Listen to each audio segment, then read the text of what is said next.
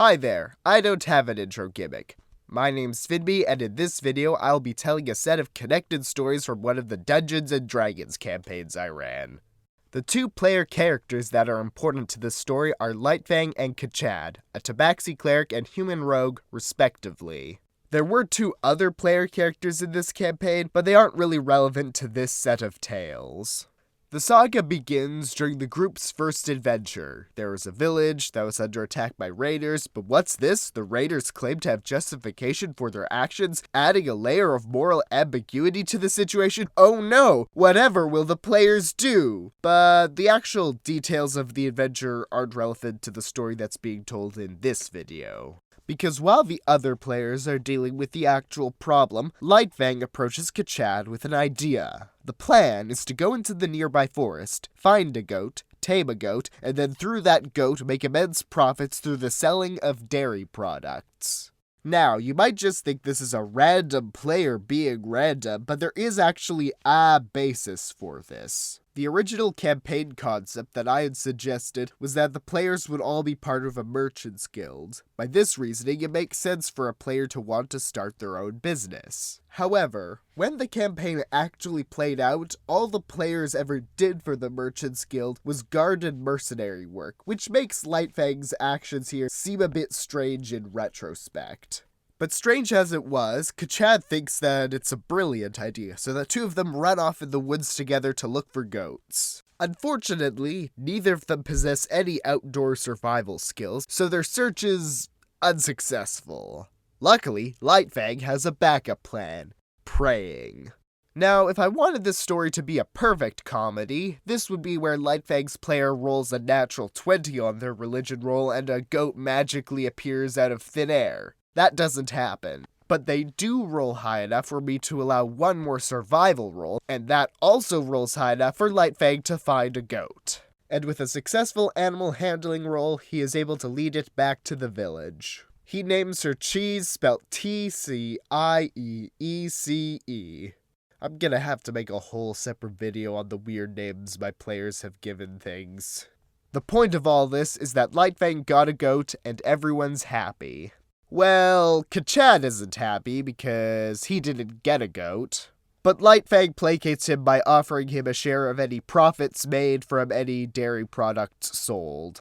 While this is the end of this story, it is only the beginning of the saga, because the exceptional part of this story isn't the fact that the goat was acquired, but the fact that the goat survived for the rest of the campaign. In fact, taking into account player character death as well as characters leaving and joining later in the campaign, only one player character was around for longer than Cheese was. And that is something that should be celebrated. It's always great when a beloved non-player character isn't tragically killed off. And beloved Cheese was. Since she survived for so long, the bond between her and Lightfang became one of the strongest and most consistent of all the characters in the campaign. It is also important to know that Cheese never had any relevance to the main plot of the campaign. She was always just there in the background of every scene. Lightfang never even got to complete his original goal of using goat dairy products to make excessive amounts of wealth. The main plot kept getting in the way, which reduced, or elevated depending on how you look at it, Cheese from the status of livestock to pet. Which I guess ends this story with a moral friendship is more valuable than monetary gain. But what about Kachad? Doesn't he get a goat? That's an excellent point, hypothetical viewer. I was just about to get to that. Having failed to get a goat by running around in the woods, Kachad decides to get one in a more conventional way, by just buying one in a village in a later adventure. He names the goat Milk, Milk gets along with Cheese, and everything is good. But it doesn't stay good for long. Because immediately after they leave the village, the player characters are attacked, captured, and stripped of their most valuable possessions, and their goats. Because they are protagonists, they eventually escape, and because of the bond they form, Cheese returns and is reunited with Lightfang.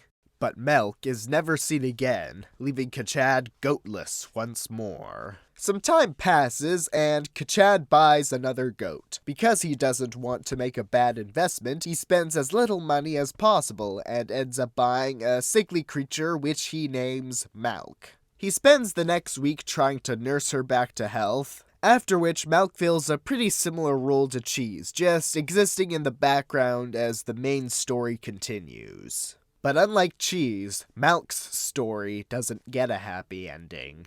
A lot of time passes, and now, at a much higher level, the player characters are making their way through a dungeon. They come across a chamber that is partially filled with a silver liquid. While the characters can't figure out exactly what it is, they conclude that they should avoid touching it. Crossing it won't be an issue for them, since they are experienced enough to have the magic or raw skill necessary to cross the room unhindered. However, the chamber has no visible end, and they have no way to safely transport their goats across the liquid for an indefinite amount of time. Normally, this is where the characters would leave the goats behind and carry on with the adventure, but the group had also recently acquired a saber-toothed tiger. How did they get a saber-toothed tiger?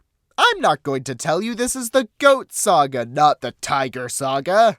The point is, the group had justifiable concerns about leaving the goats alone while they continued to adventure. So, they came up with a plan. Said plan was to move the goats to a small islet in the middle of the liquid room. It had enough space to house both goats comfortably for the remainder of the adventure. The one risk to this plan was that the only member of the group that could fly, and because of that carry the goats to the islet, was the group's wizard, who was not skilled in feats of physical strength. Despite this, things start off well, as Cheese is successfully moved to the islet. But when the wizard tries to carry Malk, tragedy strikes, an athletics roll is failed, and Malk falls into the silvery liquid. Later, the silver liquid is revealed to be molten metal, meaning Malk died instantly. Kachad is understandably upset by this, but not at the wizard, at Lightfang, under the justification that moving the goats was his idea. It's not the strongest reasoning, but he sticks with it. Regardless, the death of Malk is believed to be the tipping point that leads Kachad to join one of the campaign's villains. But that's gonna be a tale for another time. And that is also the end of the Goat Saga, a tale of 3 goats and 2 masters, the friendship of one pair, and the tragedy that befell the others. I hope you enjoyed this story, and are interested in hearing more, because I have many more tales to tell, but they will have to wait until the next video. Until then, bye!